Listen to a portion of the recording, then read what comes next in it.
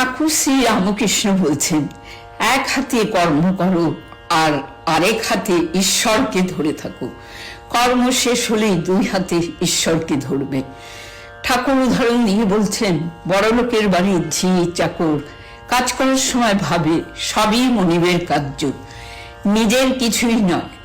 তেমনি সংসারের কাজ করার সময় ভাববে সবই তার কাজ, নিজের বলতে কিছুই নেই। ঠাকুর আরো বলছেন, ঈশ্বরে ভক্তি লাভ না করে যদি সংসার করতে যাও তাহলে আরো জড়িয়ে পড়বে।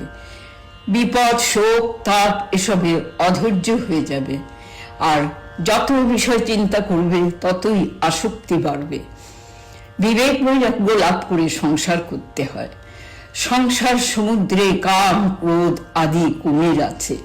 হলুদ গায়ে মেখে জলে নামলে কুমিরের ভয় থাকে না। বিবেক বৈরাগ্য রূপী হলুদ মেখে সংসার করতে হয়। জয় ঠাকুর।